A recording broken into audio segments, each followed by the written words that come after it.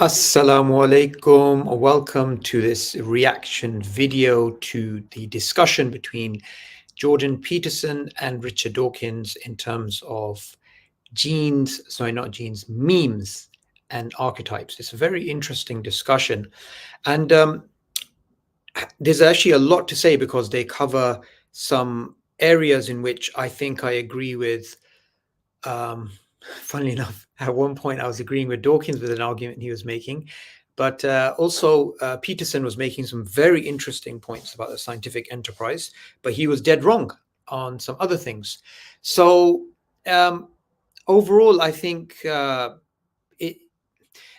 problem with this type of discussions is it leads to many different tangents in which we can go off for a very long time. So I want to try and keep it on the straight and narrow and focus in on one area in particular and then look into others. So I'm just going to share my screen. Here we go. Hope you guys can see that. And I'm just going to play the part which I thought was interesting.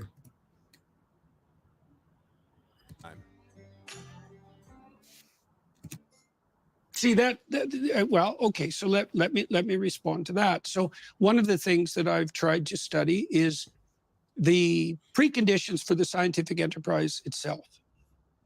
You appeared to agree with Alex that there might be presumptions, axioms that need to be accepted. I don't want to put words in your mouth because I want to get this right before the scientific enterprise can begin. So I've tried to think those through. So let me lay out a couple of them. This is partly what I've done while trying to make the case, for example, that you're more of a Christian than you think you are. So, for example, I think that the scientific enterprise is motivated by the axiomatic presumption that truth tends towards a unity.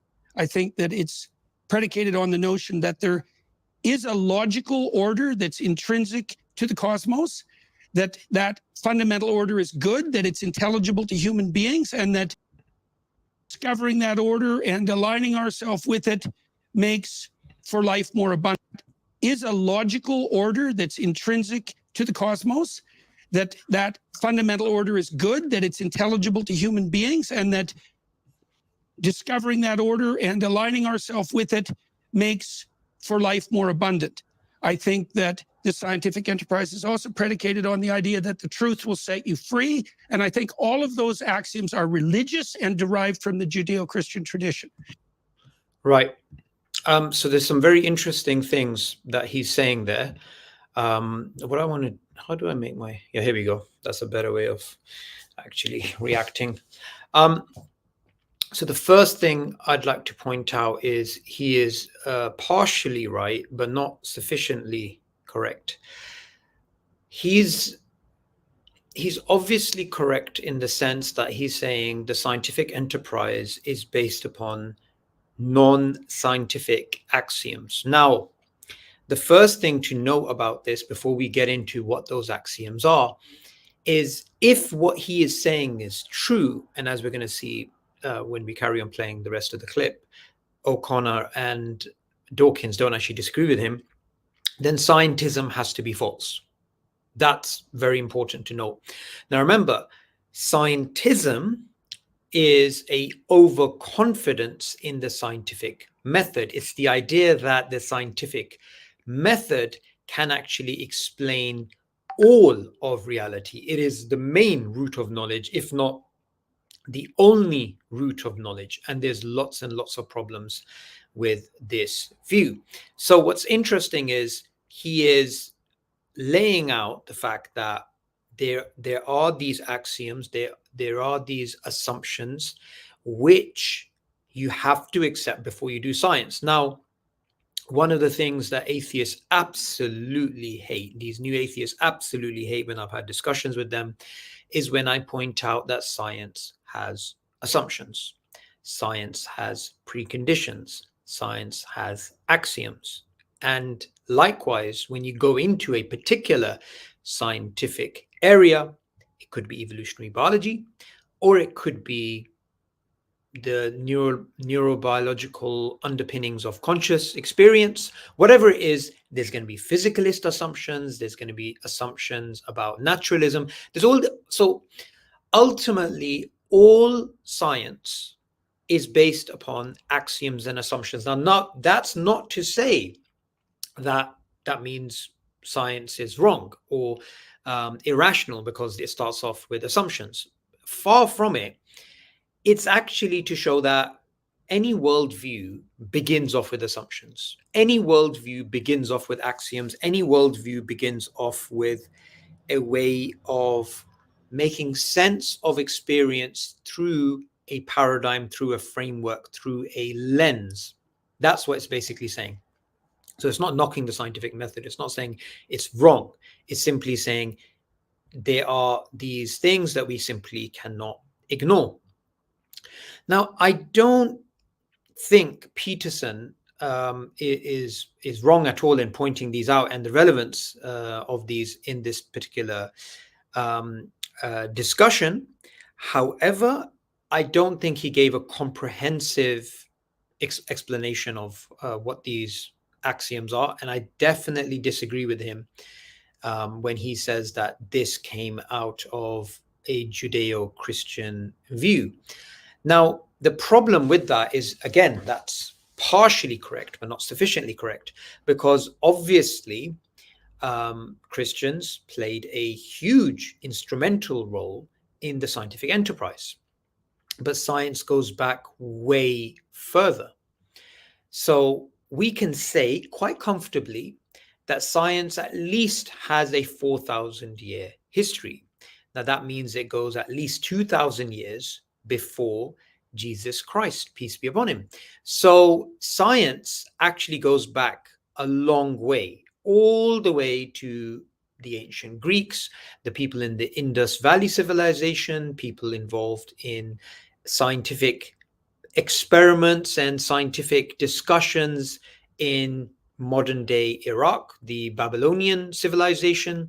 So you have all these different civilizations, and I'm sure, I mean, I don't actually have evidence for this, but I'm sure if I looked into the ancient civilizations in South America or in Africa, it would be there, because human beings apply reason to the natural world. And when you apply reason to the natural world and you try and figure out causes and you try and manipulate the situation to understand which causes are relevant, which causes are not relevant, does correlation lead to causation in this particular case, you're essentially involved in science. Now, I don't want to broaden the understanding of what science is to what Jerry Coyne has done and other followers of scientism have done by saying, well, even plumbing is a type of science. To really understand the problem of scientism, I recommend you go to an interview I did with the biologist and philosopher Massimo Piglucci, in which we covered his book, the book that he edited on Science Unlimited. So that's something that you can look into. So far, what I've discussed is what exactly is the view of the history of science when it comes to these, to its origin, which Peterson wants to pin just down to Europe and down to the Judeo-Christian tradition. That doesn't make any sense. Now, in terms of the axioms that are required for you to do science, let's look into some of them. One of the things he mentioned, which is really interesting, is the intelligibility of the universe. So not only is it the case that your mind has to have the drive to look for scientific solutions, you also have to have the universe being rationally accessible. So it's like a lock and a key. Your mind is like the key, and there is a lock, and you're using your mind to unlock things about biology, things about chemistry, things about neuroscience, things about physics, and so on and so forth. So, and all of this, interestingly, is something that we can not totally reduce down to, but we can, to a large part, reduce down to mathematics. So how is it that this abstract maths that we would do on this planet would then apply all over the universe? So that's, again, highlighting that there are these assumptions that exist. Now, we also make assumptions about the laws of nature. We assume, number one, there are laws. There are these fundamental laws that exist. And two, that they are discernible. We can discover them. Now, this is not to say that if we have a particular scientific theory or law, that it can't be overturned, right? So say something like Newton's laws. Newton's laws are laws, and they are factual from the perspective that you can design rockets on them and go to the moon. You can actually send out satellites, you can do scientific experiments, you can make a prediction where a planet's going to be 6 months from now, and it will be there according to Newton's laws. However, Newton's laws are not absolute. They break down at the quantum level, something which was very unexpected. And so the problem now is some people take that to mean, well, there are no, things will always change. Things may always change, but that doesn't take away from the fact that there's laws, fundamental laws of the universe. We also make assumptions. We start off with axioms, rather, about mathematics. So mathematics is not science. You don't go out in the world to experiment if 1 + 1 is 2. 1 + 1 is 2 is a brute fact that you begin off with before you look at anything. So we have maths. We also have logic. Deductive and inductive logical argumentation is not something that can be scientifically verified. It is something that we simply accept from a scientific perspective. So not only can we speak about the rational accessibility of the universe, we can also speak about the fact that we have these laws. And again, just a little side note on these laws. Ultimately, there are people out there who, no matter what you say, they'll try and come up with their supposed counterexamples to these things that I'm saying by saying, well, we know that logic breaks down, mathematics breaks down at the quantum level. Or they try and say, ultimately reality is not determined. It's totally in flux. There's loads of problems with that. One of the biggest problems with that is that itself is an assumption. So say you look at quantum mechanics, somebody looks at quantum mechanics and then they think of the many worlds interpretation. They subscribe to that. Another person subscribes to the Copenhagen interpretation of quantum mechanics. Another person refers to the informational. Another person refers to the relational. Another person says, I subscribe to the shut up and calculate school. So there's many different madhabs or schools of thought when it comes to quantum mechanics, but that doesn't mean that logic breaks down, that mathematics breaks down, that we can't reason anymore and nothing makes sense. So what I would say to that is this. I would say, and I have to block some bots because some people are being vile. So what I would say to that is, don't be put off by when people give these types of examples, because they don't really know what they're talking about a lot of the time. Someone says, I'm currently writing a paper on the problem of induction. Subhanallah, oddly befitting. Yes. All right. So where was I? Yes. So one of the things I totally agree with Peterson on is these scientific assumptions, these axioms that you need before you begin. And that's something that cannot be denied. However, him saying it comes out of a Judeo-Christian view, totally wrong. Now, there is a really fascinating book by Patricia Farah, who is a historian from the University of Cambridge. She's written a book called Science: A 4,000-Year History. in that book, you will find that she points out that there are many different people involved in science, going all the way to the ancients, to the modern day. And most importantly, before the Judeo-Christian tradition played its role in terms of the scientific enterprise, Muslims were involved in science in a significant way. And that significant way cannot be downplayed. In fact, the European Renaissance was based upon the scientific golden era of Islam. And so we have the likes of Hassan ibn Haytham not only contributing to science in a significant way over about 1,000 years ago, he actually facilitated the scientific method itself, the actual method that we use. And just to be clear, there is no such thing as the scientific method. There's scientific methods, but the fundamental idea of falsifiability, of testing a theory to see if it can fail, and all of these things, they're still core to these scientific methods. So let's watch a bit more, and then we'll have a few more comments for that. And if you don't believe that, you have to account for why science emerged in Europe and nowhere else in the entire history of humanity, for example, and why it's under assault from like all quarters now as that underlying metaphysic disappears. Like you haven't had to be concerned with the mythological substrate in your lifetime in some sense because it was intact. Yeah. And so the universities could flourish and you had your freedom, remarkable freedom to pursue your scientific enterprise wherever you wanted, and people lauded you for it. Like look, as much of a vile character as Peterson is, let's put aside his political views for now.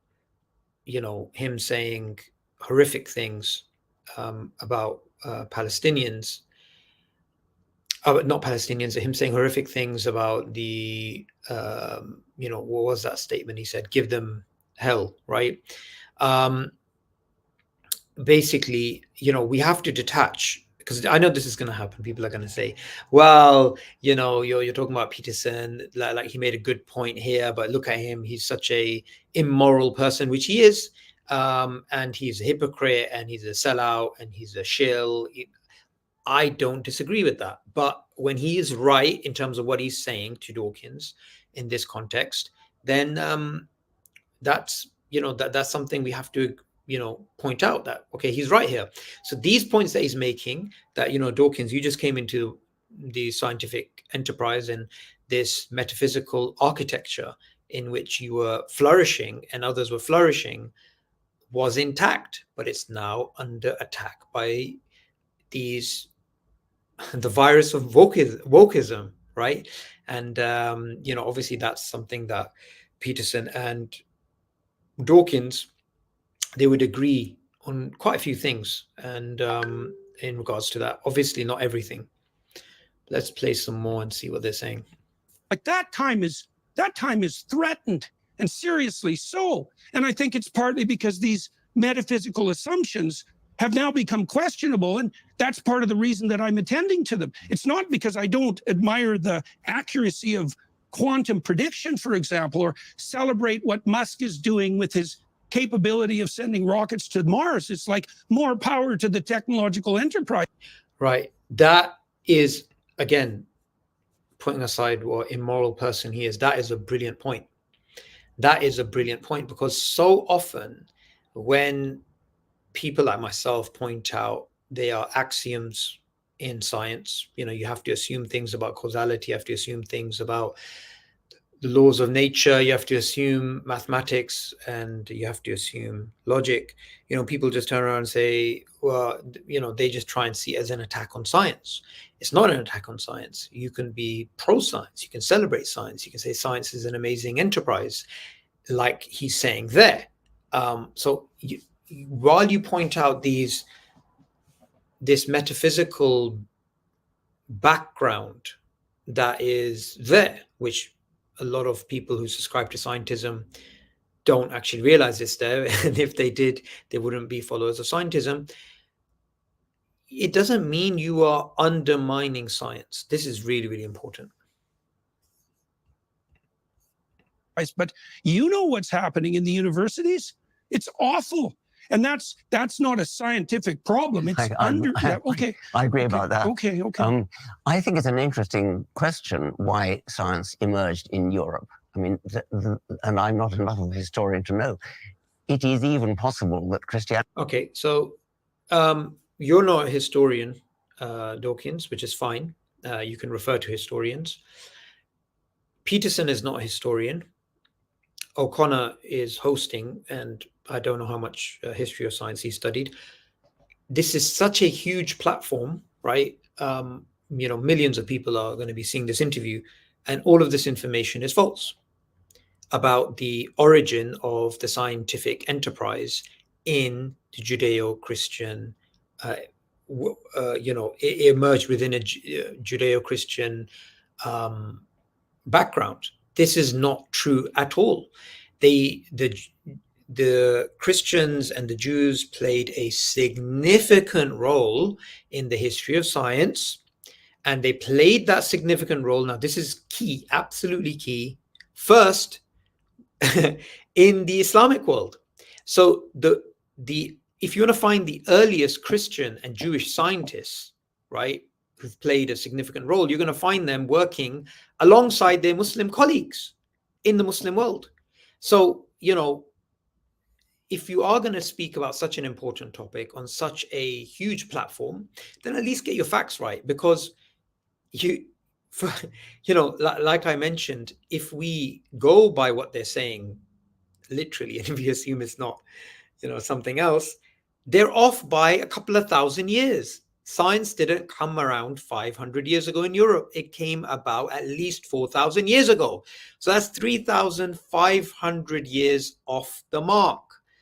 Now, obviously, the history of science going back 4,000 years, we don't expect people to know the details, but what they should know is, okay, say you're based in Europe and you want to look at the work of Locke and Bacon and, Newton and Descartes. And remember, people back then were scientists and philosophers. They were called natural philosophers. You cannot study their works except that you will look back and see that there are direct linkages to Islamic Spain. So, say the first English scientist, I hope I get his name right. Yeah, Adelaide of Bath, right? Adelaide of Bath. There's actually a book on this. I believe it's called The First Britons, or something about him being the first British scientist. He was massively inspired and learned from the Muslims of Spain. We have Morley, again, somebody inspired by Muslims. We have so many people. Even if you look at the documents in European Renaissance, right, you'll come across the works of Alhazen, right?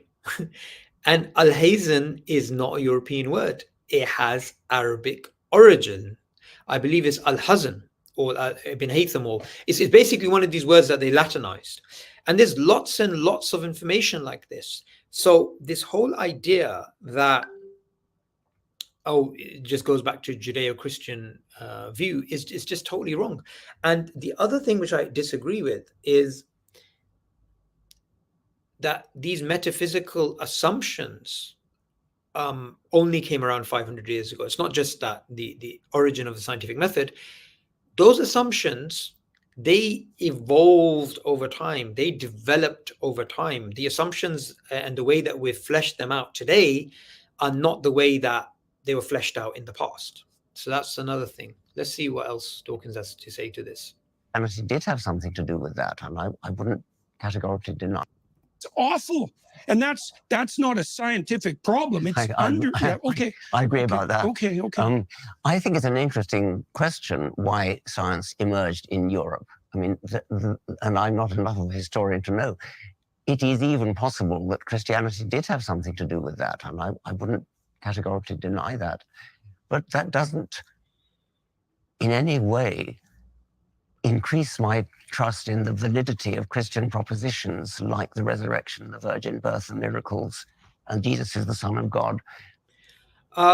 Okay, so This is classic Dawkins, right? This is classic Dawkins, and it's classic Peterson as well. So Peterson has laid out some very clear facts alongside some things which are just not true. So that's classic Peterson. This is classic Dawkins because he's making a straw man. What we have here is Peterson making the point there has to be an explanation for why science emerged in Europe 500 years ago. And Dawkins turns around and says, well, this doesn't add to the validity of the Christian worldview. When did Peterson say that? He never said that. And this is something that I really don't like about Dawkins. He regularly makes a straw man of his opponents, right? This is such a ridiculous point. Peterson didn't say that. He did not say that. He's asking an interesting question. His question's invalid because it's based upon the false idea that we have to explain why why the scientific method came in Europe 500 years ago. Let's fix his question. His question should be, why is it that theists were the ones who facilitated and originated the scientific method? And they held it high for so long. Let's fix the question. That's a valid question because it's based upon historical data. That's exactly what happened. So give an explanation. Why is it that the scientific enterprise is not based upon an atheist empire, an atheist worldview? Why is it that science didn't emerge during the French Revolution? And when you had this state atheism going on during the Soviet Union, that's when science should have originated. Why did it originate way earlier than that?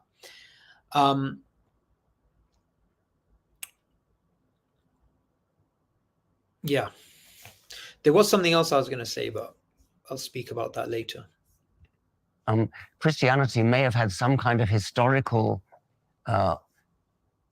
facilitating effect that led to the Renaissance, that led to the scientific revolution, and that would be a very interesting historical analysis, but it doesn't bear upon the truth of the propositions of the Christian religion. Okay, let's concentrate on the resurrection for a moment now. Okay, so now they're going to go off into a different direction, and this is the part of the discussion I'm not interested on commenting on. What I am interested in speaking about is let's break it down into each particular area. I think that will make things easier. How do we go? Here we go. Okay. So I think one of the first things is Dawkins clearly accepted what Peterson was saying there about there being this, how should we put it? I'm trying to fix this screen. About there being these metaphysical assumptions that you begin off with before you do science. So Peterson is actually putting out something which Dawkins agrees about. Well, the problem with that is Dawkins has been downplaying philosophy, and so has Lawrence Krauss. And atheists have new atheists have a terrible history with downplaying philosophy, except, by the way, Dennett. Dennett was a philosopher himself, so obviously it's not in his interest to do that. But also, where we do agree with him is, he didn't downplay, philosophy. This is a funny interaction you'll see online between Massimo Piglucci, Krauss, and Dennett, in which Krauss is trying to even say mathematics is science, which was just ridiculous. Something obviously that Dennett didn't agree about, and Piglucci didn't agree about, and something which doesn't agree with common sense. But anyway, what's interesting here, and this is really a good lesson in terms of how to debate. Debating is not a very moral arena.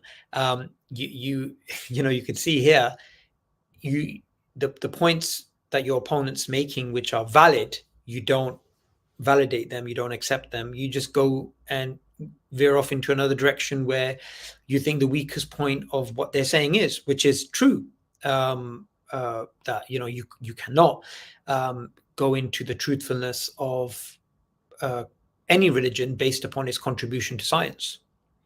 So that doesn't make any sense. But like I said, that's not what Peterson was saying. That is not what he was saying.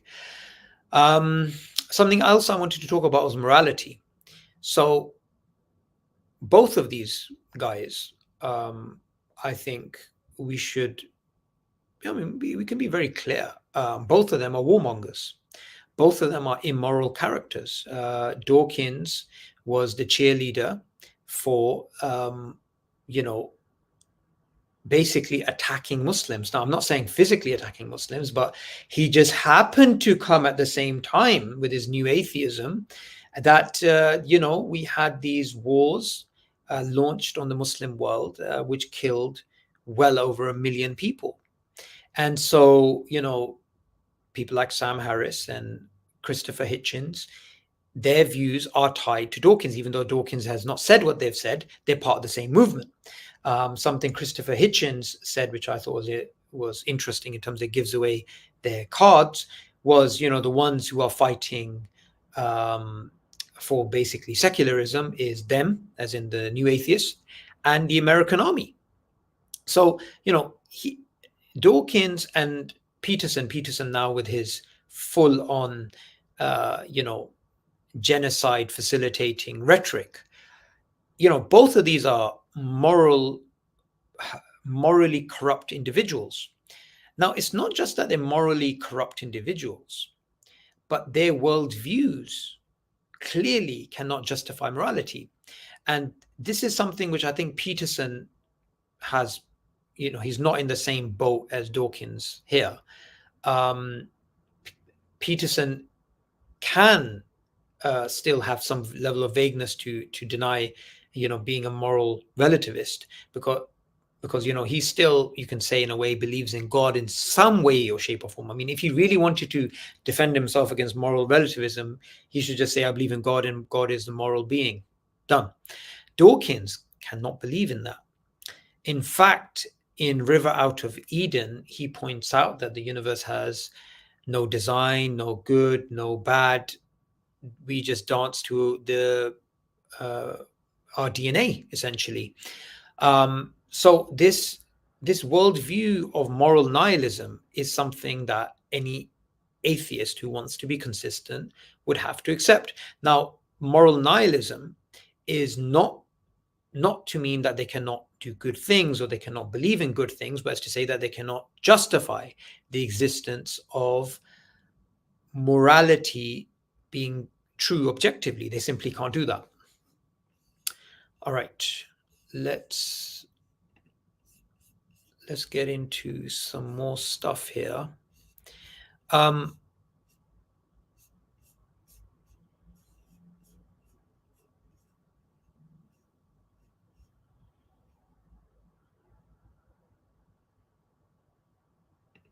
Yeah. You know what happens when you become very comfortable with the pause? The problem with all of your non-words and your filler words, meaning all the...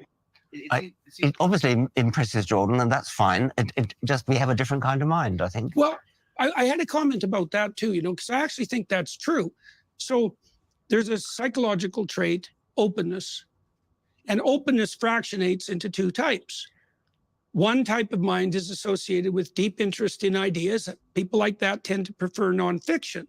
A variant of that is openness proper, and it's associated with a much deeper orientation towards the fictional and metaphorical. I do think we have different kinds of minds, but if we accept the presumption that there is a unity of knowledge, and I don't know if that's a presumption that you entertain or presume or share, because we could discuss the alternative, my sense is that those two pathways have to unify. Now, I don't think we know how to unify them in the West. That's why there is this conflict between the scientific and the religious. It's not like I know how to rectify that.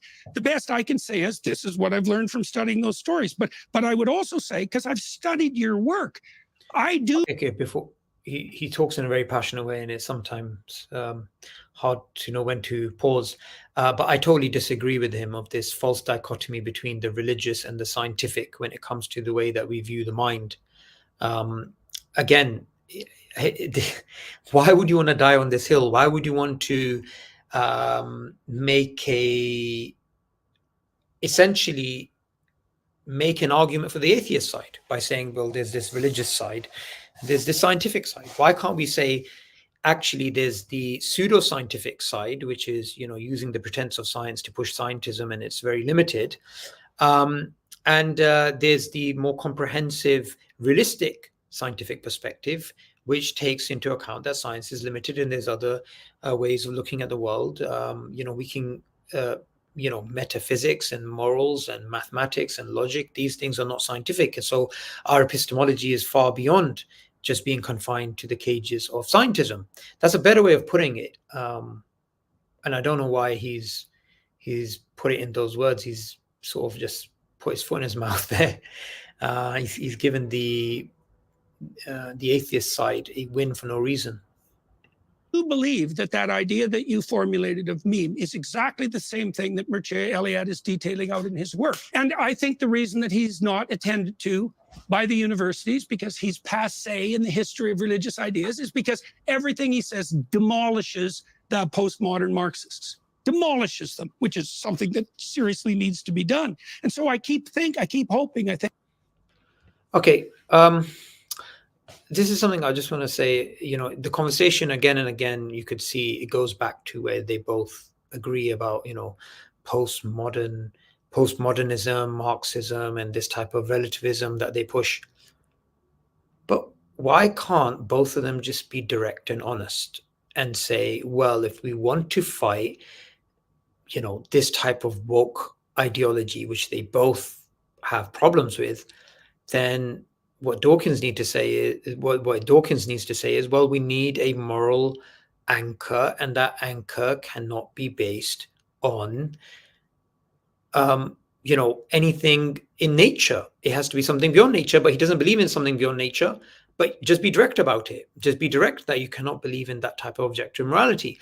And Peterson, he should be direct and say, I believe in God, and I believe God is the moral objective anchor. They beat around the bush.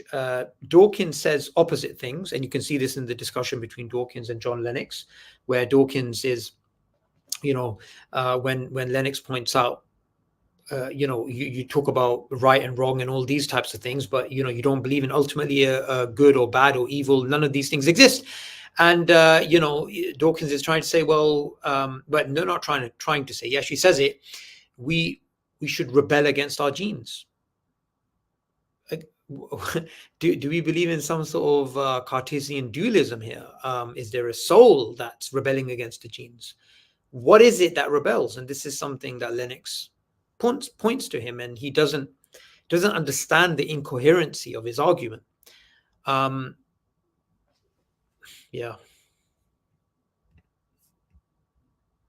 Think, God, it would be such a remarkable thing for Dr. Dawkins to know, especially Eliade's work, although Eric Neumann would be a close second, because it takes the notion of meme, which is what was the recreation of the world in imaginal space and the transmission of those recreations and their potential battles. That's what you specified.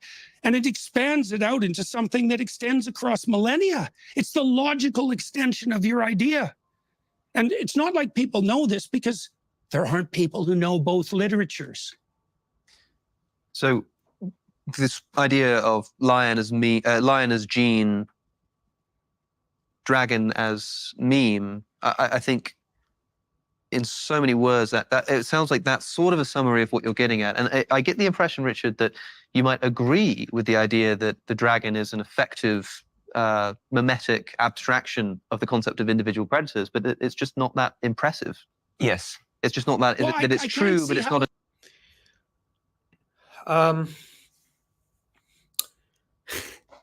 if Dawkins agreed with what was said there, right, then his idea will no longer be novel.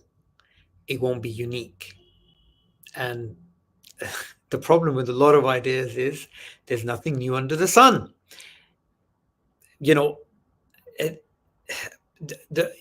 the arguments that they're having in a way are kind of irrelevant, because who really cares whether, you know, Dawkins has come up with this totally unique idea with no origins that could be found anywhere else, or he simply built upon the ideas of others, as Peterson is sort of alluding to, or saying that actually these types of ideas existed. Who really cares? The question is he valid in what he's saying? And I think to some extent, both of them are.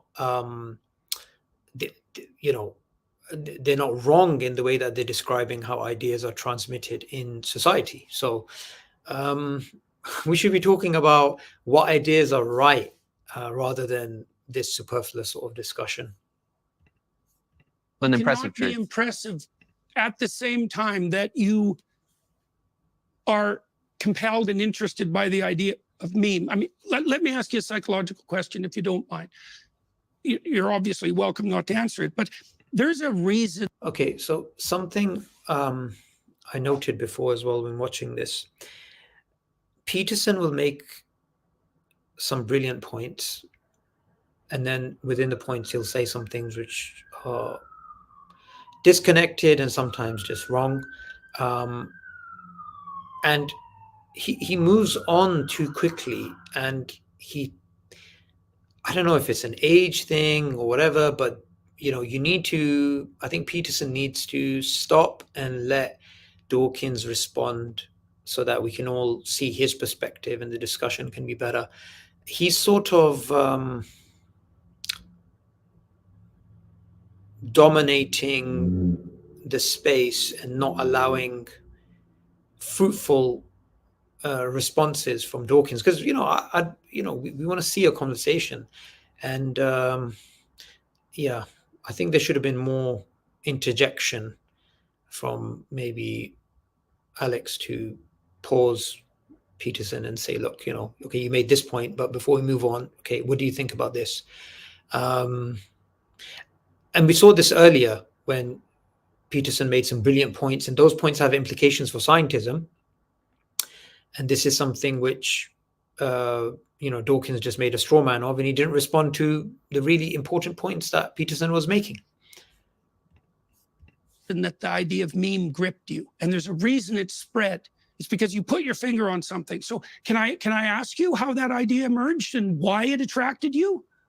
As a Darwinian, I'm interested in the process of natural selection. Oh, interesting. So there is such a thing as Darwinian. Remember those atheists who say Darwinian? There's no such thing as a Darwinian or Darwinism. No one uses the term Darwinism. Let me just go back and explain some very important points here. Why do you need to say Darwinian? Because there are people who do not give natural selection that type of status. And there's evolutionists who do not believe natural selection. I mean, nobody denies natural selection is a background process. Well, obviously the Darwinists wouldn't say it's a background process. They would say it's the process. No one denies the process, but the significance of it. And if you believe that our biological traits, including psychological dispositions, are the result of natural selection working on random mutations, then you're a Darwinian, right? So that's important to clarify.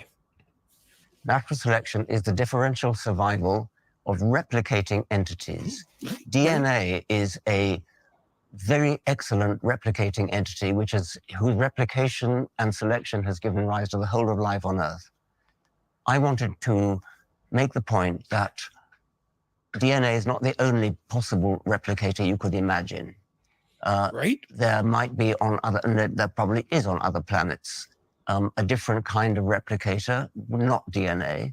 And then I thought, maybe we don't have to go to other planets. Maybe there's another replicator staring us in the face, the virus of the mind, something that spreads not by DNA replication, but by imitation from mind to mind. So it could be a fashion in clothes, it could be a musical style, it could be an accent, a speech accent, it could be a children's game that spreads through Yeah. school. All these things are replicators which spread by a non-genetic means and might therefore potentially be the basis for a form of Darwinian selection. Yep. Darwinian selection would be popularity, the spreadability of an idea. The longevity of an idea? Yes, longevity of an idea, the spreadability, the fidelity of it, of the idea. How about? Okay, so something I want to just say about that. This concept of the meme and the way that Dawkins has, popularized it, and even here you can see he's articulating it, is an amazing idea. Now, as much as I disagree with Dawkins when it comes to his new atheism, when it comes to his massive blunders morally and the sort of battles that he's picked, there's a lot to say, a lot of negative things to say about how he misused evolution to push atheism and, a lot of things. However, the main contribution that he has made to biological sciences is the popularity of the popularization of the Darwinian perspective. That's something that even his opponents actually say, you know what, he's a brilliant writer. And I have to say, as somebody who, look, I've seen many different people explain Darwinism, right? They explain it from many different angles and whatnot. But there's no one better at explaining the selfish gene concept, explaining Darwinian principles than Dawkins. And the idea of memes is something, so this non-genetic heritable mechanism, there's, we have these ideas which are replicators. This is something that he made up. This is something, his novel contribution to the popularization of Darwinism. Now, we can talk about the validity of memes, whether ideas that spread have anything to do with fitness. I don't think so. I don't think they do. But, and he calls them Darwinian, but, what's Darwinian about them? The only thing that we can say is that they survive and they may last a long time. But how that, certain ideas becoming really, really popular, but are they really going to, can we really say there's a Darwinian selection process going on when it's not really about fitness enhancing behavior? It's just about longevity. But anyway, I think we can definitely say that he made a significant contribution here, and it's something that we shouldn't downplay, that he had a exceptional way of explaining these things, and this is what made him really, really popular. So we have to remember, why was he popular when we had so many other biologists around? Hamilton is the one that we can credit the selfish gene idea with, but why is Dawkins married to a popular level? Why do people always think it's him? Because he is a exceptional writer. He's amazing with the way that he explains things. So that's something I just wanted to note, because I think what happens sometimes is when we disagree with someone, we want to just destroy any contribution they've made or downplay everything. But we have to be fair. He's been a brilliant proponent of Darwinism. And this is something even his lifelong rival, Dennis Noble, points out, that he's a brilliant writer. The grip of motivation by the idea. Like, would you expect? Yes. Okay. Yes, that's a possibility. And I would even concede that an archetype might be a one way in which certain memes might spread more than others. It might be compatible with a Jungian archetype. So that's my answer to the question. It was coming at it as a Darwinian and wanting to make the point that DNA probably, having spent the rest of the book stressing the gene as a unit of selection, I want to make the point that it may not be the only one. Okay. So that's what I understood from your work. So it is on that grounds that I saw the concordance between what you were doing and what Eliade was doing in his investigation into the spread of religious ideas. I like what you described is what I understood. Okay, so let me ask you another question about that. Okay, so could you imagine a scenario where a meme had sufficient functional adaptive significance so that the individuals who acted it out gained a reproductive edge? Yes. Okay, so then you could imagine a situation where there was, I think I've got this right, a Baldwin. Okay, so just wanted to add to that. Well, if there is a meme, right? If there is a meme which spreads very fast and it replicates in an exponential way, and it also has the it has a significant impact on your reproductive fitness, right? Well, why wouldn't Islam be that? Because Islam has spread significantly. Islam is something which helps your adaptive abilities, reproductive abilities. Muslims have a lot of children. Islam encourages to have children. Islam facilitates a good family life, stable marriages,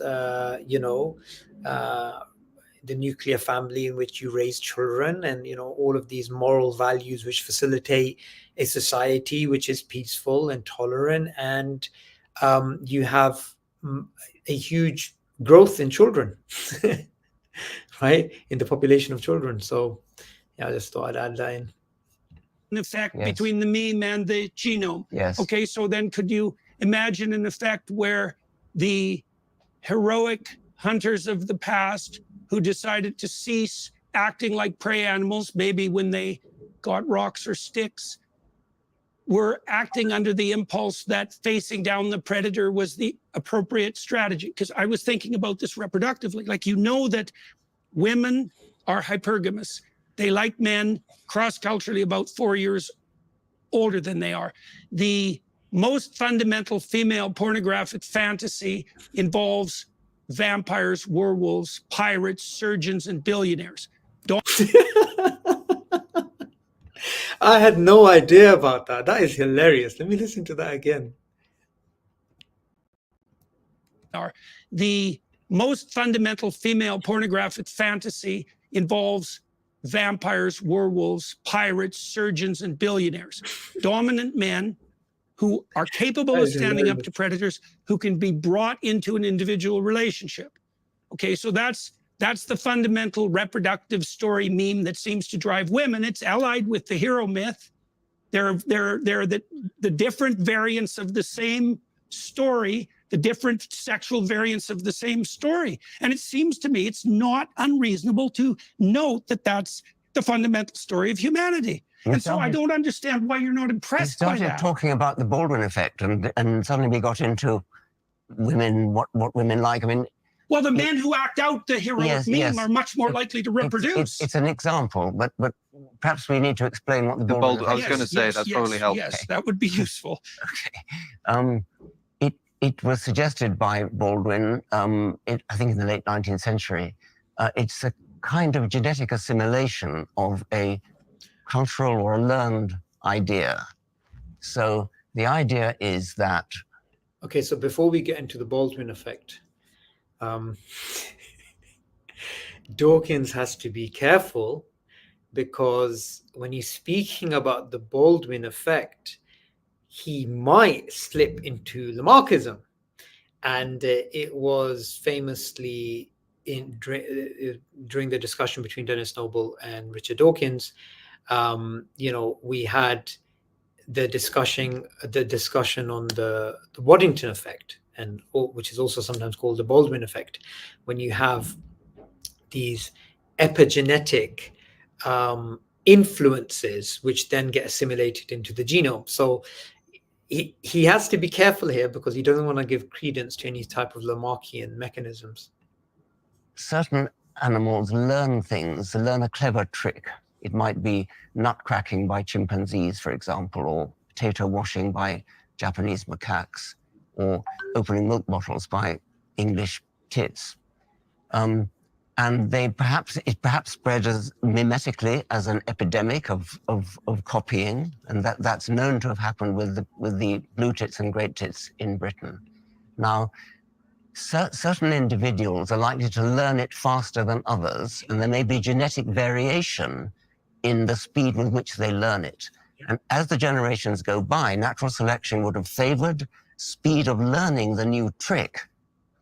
And eventually they would have learned the new trick so fast, they didn't need to learn it at all. Right. It becomes genetically assimilated into the genome. That's the Baldwin effect. Okay, Right. So he described it right.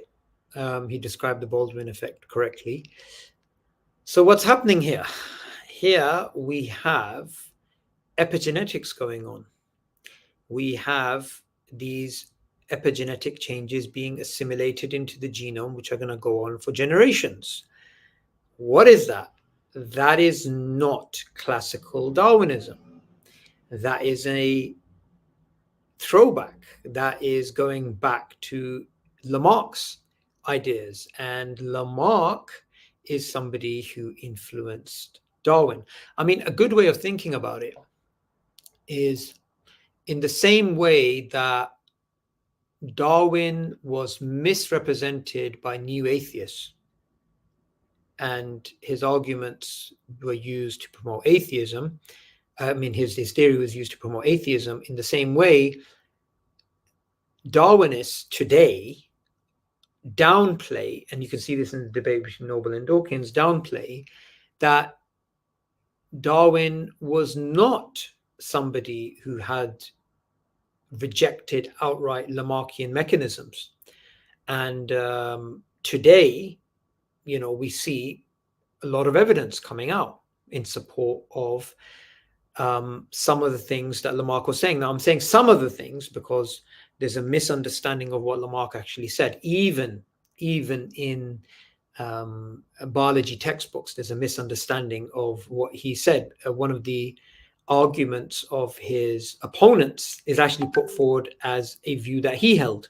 So that's why I'm careful in terms of qualifying what Lamarck actually said.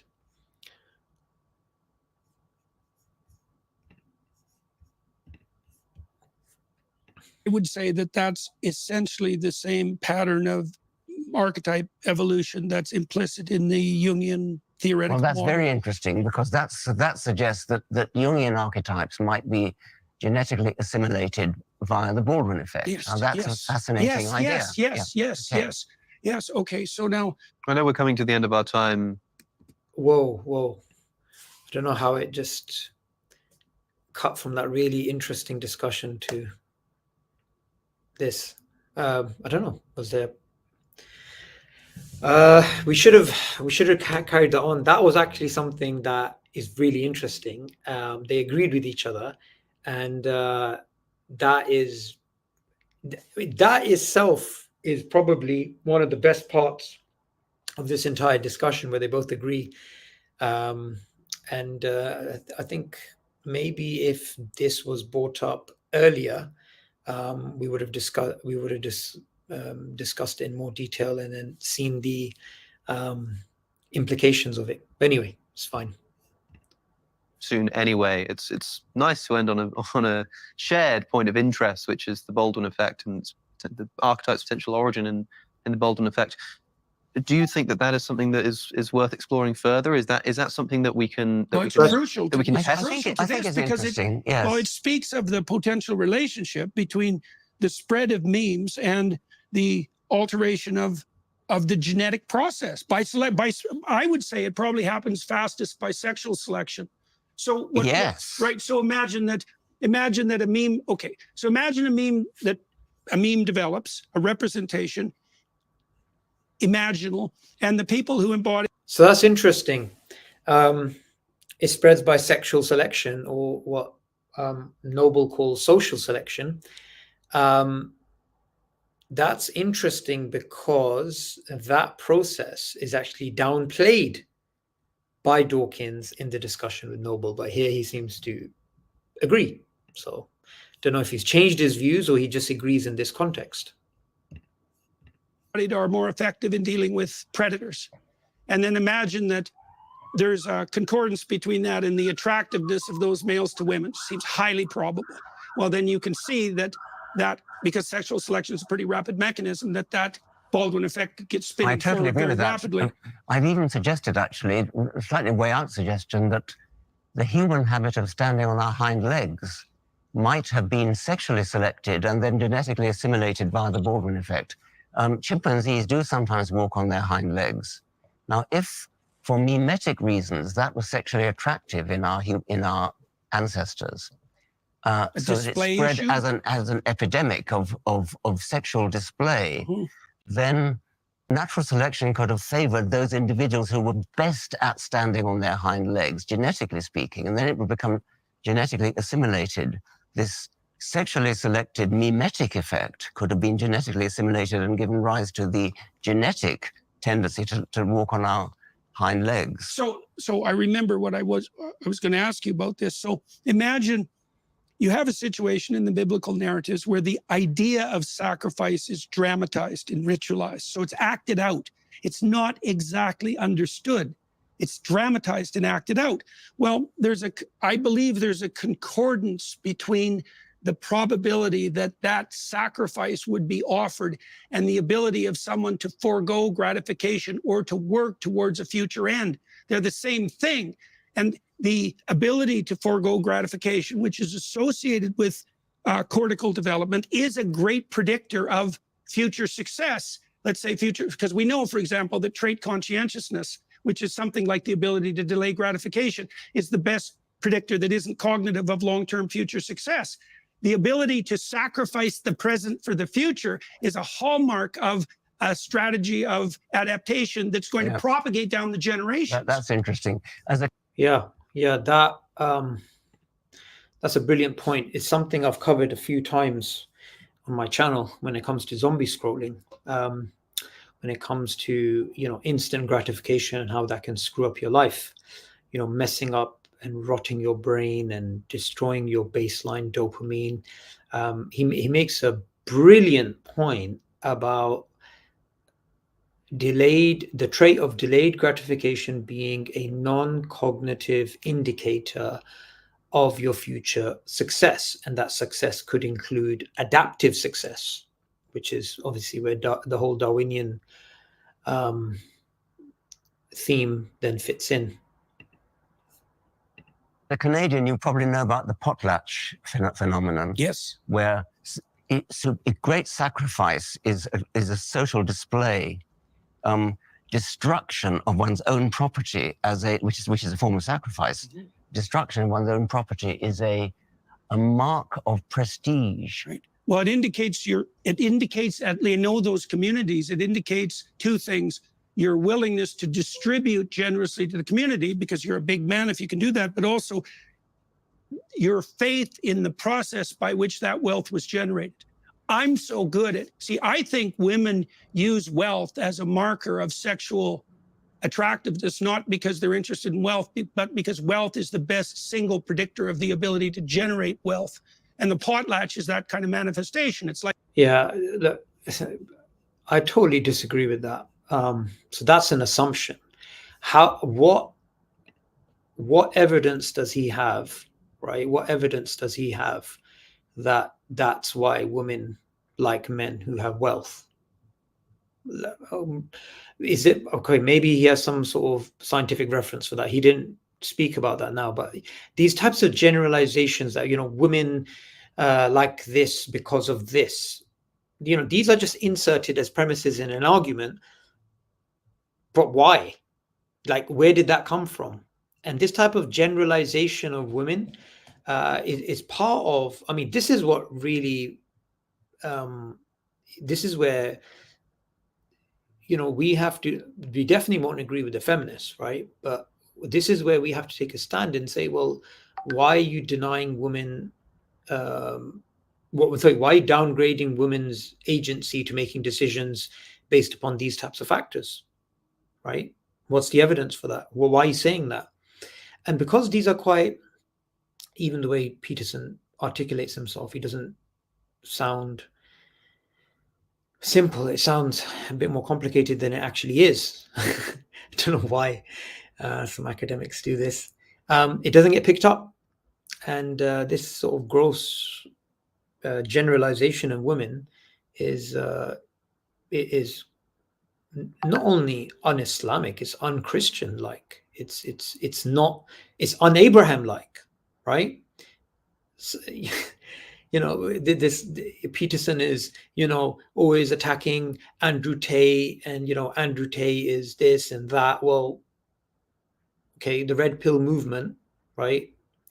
What it says about women, women are like this or women like that. And I'm obviously going back to things Andrew Tate said years ago, just things I heard. I don't know what he's been saying recently, but things he said years ago. Well, here Peterson is basically becoming an Andrew Tate. He's making these sweeping generalizations about women and inserting that into an argument that he wants to make. And I don't think Alex or Dawkins are going to push back on this point. Like, yes, I have all this stuff. I can give it away and burn it, and I can make it again, because it isn't the wealth. It's the capacity to generate the wealth, right? It's a process or a spirit, you could say, if you wanted to get metaphorical about it. So there's this remark. All right. So why is it that, so as a counterfactual to this, why is it that women will marry a man based upon his piety, based upon his dedication to God, based upon his moral character, and they will choose to marry a moderate man, a poorer man, in terms of his finance, as opposed to a richer man who is immoral, a richer man who is not religious, a richer man who may be an atheist? Why is that? So, I'm not even going to go further into breaking your argument. If your premise is wrong, then there's no point continuing. Remarkable concordance between your work and these works that I've been investigating. Like I said, no one knows the two literatures. And so it's very frustrating in a sense, because I understood your concept of meme, I would say, in exactly the way that you just laid it out. And I thought, this is exactly what I've been studying. There's these fundamental narratives, and the people who embody them. Look, the heroes in the theater, they're actors of a narrative meme. They're obviously attractive. People flock to watch them. You know that if you take vervets and you show them pictures of the other vervets in their troops, they spontaneously gaze longer at the higher status vervets. Right, it's exact. So imagine this, in the human society, is that you have people who act out the appropriate meme, let's say, which is something like a meta strategy for dealing with predation. It's something like that. You can approximate that to a greater or lesser degree. The more you approximate that, the higher you are on the sexual selection, in the sexual selection hierarchy. And I think that's clear. Like, it's a bit more complicated than that, because women seem to be the pornographic literature that women prefer. I don't know why he goes back to this. So the pornographic literature on women, firstly, will only give you the perspective of women who are watching porn. So you've taken the female species, and you're using data of women that are watching porn, but you've already taken out pious women, right? And then you're using that as a premise in your argument. Is both the capacity to stand up against predation and maybe even to be a predator, but that has to be brought into alliance with the ability to make a intimate relationship and share.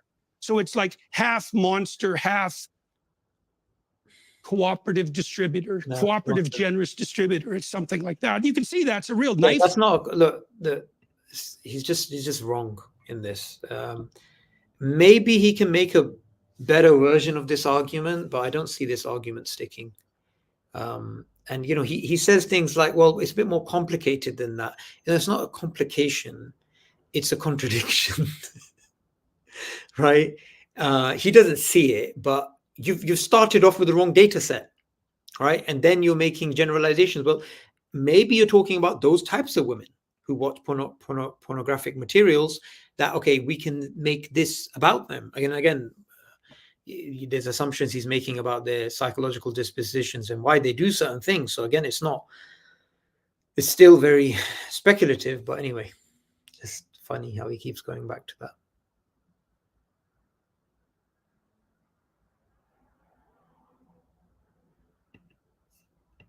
Edge evolutionarily, because you want someone who can keep the real monsters at bay. But if they're such a monster that they don't share and aren't generous and can't take care of their children, they're just another bloody predator. So, Richard, the Baldwin effect applied not so much just to the mimetic preference for people who stand up, for example, but something like a dragon, the abstract. Give credit where it's due. I think he did a good job in terms of hosting it, but I think he should have interrupted more, because there's too many points that Peterson's making, and then I think Dawkins overall spoke less. And we all know Peterson's views. It would have been better if, you know, there was more rebuttals and back and forth and sort of. But anyway. Good predator. Is there any kind of Baldwin effect implication of this kind of thing? I think there could be. I mean, I think it's an interesting idea that Jungian archetypes could be Baldwinized memes. And perhaps the dragon could be one of those. Well, you somehow didn't have that terminology, No, even the Baldwin effect terminology, but that notion is implicit in his writings. Like he was struggling. He also didn't precisely understand sexual selection, let's say. So the idea lurks implicitly in his work. There's never a statement like that, but you can see clear indications of his struggling towards something like a Baldwin effect explanation. Now, chaps, I'm afraid that we are just about out of time, but we will be having a secondary conversation on Daily Wire Plus, which we'll be doing in just a moment. So people listening, if they're interested in more, can go and find more there. But for at least this part of the conversation, hopefully we've landed on a point of somewhat agreement between Richard Dawkins and Jordan Peterson, which I think is a pretty significant success, I would say, in many ways.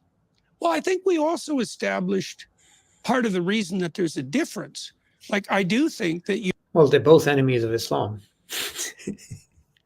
That's also something that maybe they should have spoken about in some detail. You know, at least with Dawkins, he's brave enough to say that, you know, the Quran is like Mein Kampf and Islam is like Nazism. But Peterson, you know, he will run with the hares and hunt with the hounds. He will, you know, play the Muslim card. He will try and win over the Muslim audience. And then people will see him as a total sellout shill. And he'll say genocidal statements, genocidal facilitating statements like give them hell. Maybe, you know, someone can say, well, he didn't know what was going to happen and he just meant this and he just meant this or whatever. But the fact is, what's he done since then? Has he come out and called out the genocide? No, he hasn't. So, you know, we can say, fine, he didn't make the genocidal statement from the perspective of telling Netanyahu, oh, go and just kill all these innocent people. But his overall treatment of the issue is, if anything, facilitating the Israeli war propaganda. That's something that cannot be denied. And that's the most charitable interpretation of him, and it still leaves him as a corrupt, immoral individual. Well, at least with Dawkins, he's honest about being enemies with Islam. Your temperamental tack and my temperamental tack are different. They're generally different. Yeah. You know? Yeah, they're different. But a good thing to put in here is Kufr is one nation, and Islam intellectually, through the process of natural selection of ideas, will dominate both of your variants of kufr. That's a good way of putting it. Are you more interested in things or people, would you say? Because that's a fundamental dimension of difference, say, in terms of interest. I don't think I admit the question, really.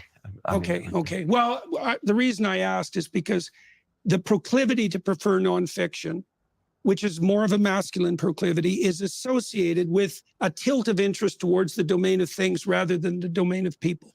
So I'm interested in eternal things. I'm interested in things that were true before there were any humans and will be true long after humans are extinct. In that case, you shouldn't be a follower of scientism, and you should not be saying God is a scientific hypothesis. God is not a scientific hypothesis. God is the first and the last, and the hidden and the manifest, and he has knowledge about all things. Which sort of kind of lets out all symbolism and metaphor and stuff like that. Maybe. Depends on the Baldwin effect. Yes, okay. Thank you, sir. I'm very happy that I had the opportunity to talk to you today. Thank you very much, Alex, for hosting this, and for everybody who is watching and listening. No one wants to listen to your adverts for your company now. So that's it, guys. That's my take on this. I just came across it, and I thought I'd make a reaction video. I hope you enjoy it. And what can I say? It's very important. It is very important to, listen to these contemporary discussions, because they are going to be discussed by people on the street when you're giving dawah. People want to know your view on these types of things. So it's good to be updated to these things. And while I have your attention, I just want to mention we should all be doing this. Every single one of you should be downloading this app, the Quranly app. Every single one of you should be at least reading a couple of verses a day. You should obviously be reading a lot more. Give yourself a target to begin off with, just 3 verses a day in the morning. And, it's so important for us to be connected to the Book of Allah, to the Quran. And let me know your questions so I can answer them, because I was reacting to the video. So I didn't actually answer your questions, but let me know your questions so I can answer them.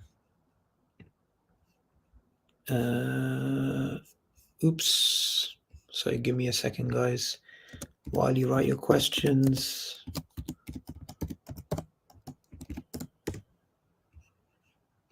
What the heck's going on here?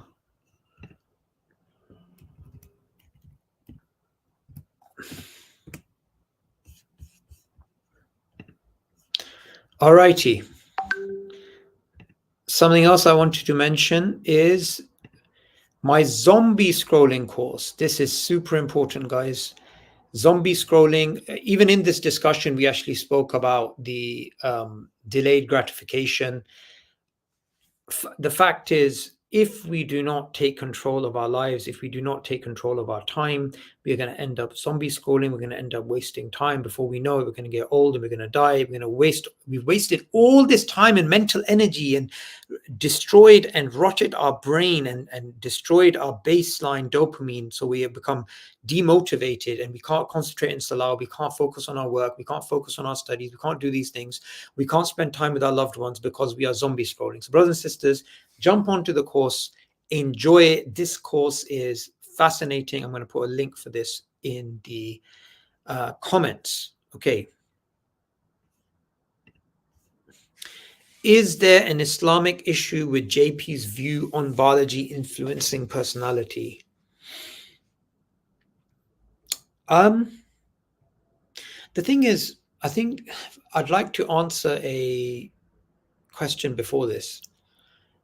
Sometimes we misunderstand the application of Islam when it comes to the sciences.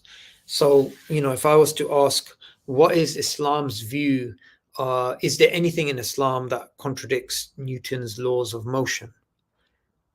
I mean, obviously, the answer is no. I mean, where is it that in the Quran, the Sunnah, we cannot accept Newton's laws? But the real problem isn't with the actual question. The real problem is, why do we feel the need to pit one against the other? So even here, is there an Islamic issue with JP's view of biology influencing personality? So biology influencing personality is not JP's view. It's the old nature-nurture discussion, which goes back a long time. Now, someone says, well, what does Islam say about this? Well, Islam doesn't say anything about this. Islam, it gives you that moral imperative to go out and look at the world and study. It's not, Islam is not there to tell you about how DNA replicates or how, what is the best interpretation of quantum mechanics. Allah's created the world. Allah's created, the universe and the life in the sea, and we should be studying it. We should be looking at it. We should be contemplating on these things. We are told in the Quran to reflect on creation, to think about creation. We're told this in the narrations of the Prophet, peace be upon him. The early Muslims did this. These types of questions are often being asked, but what's our view on the God particle? What's our view on this? It's like, we need to understand it can be problematic to try and bring in an Islamic interpretation to something in which Islam is silent on, right? And when you ask questions like this, then somebody, say by accident or say by lack of knowledge, they may say something like, well, it's Islam's view is that, personality is purely a product of your nurture. And they try and bring out a particular narration which they think fits that, with the man who killed 99 people, and then he killed 100, and then he went and, something about, and then somebody else may say, no, actually it's to do with tribes, and, Allah mentions tribes, maybe it's to do with genetics, maybe it's to do with nature rather than nurture. Why would we tie our camel to one or the other? Why would we tie, our ship to one or the other? Why would we do this? We don't need to do any of this. Okay, I actually need to go.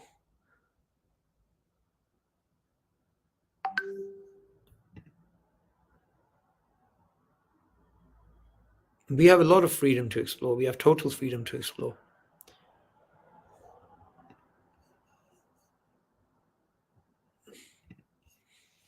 I remember JP saying something along the lines of the unconscious mind is dominating like 90% of the conscious.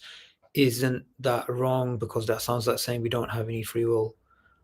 I don't think that's what he was implying.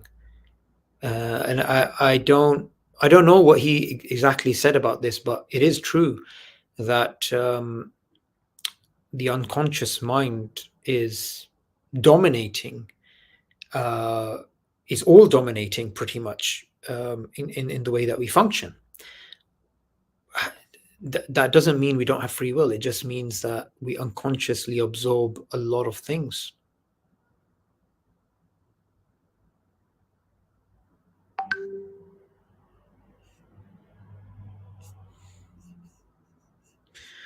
Okay, anything else interesting? Scientific discovery strengthens a lot of early scientists face when they make these discoveries and then weaken it. Yep, I agree.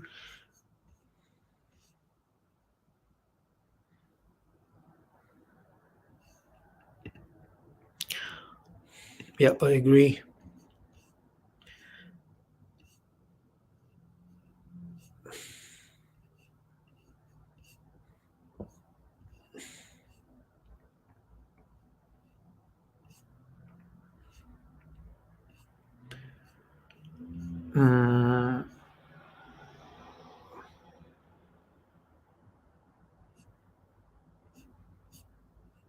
Okay, what else?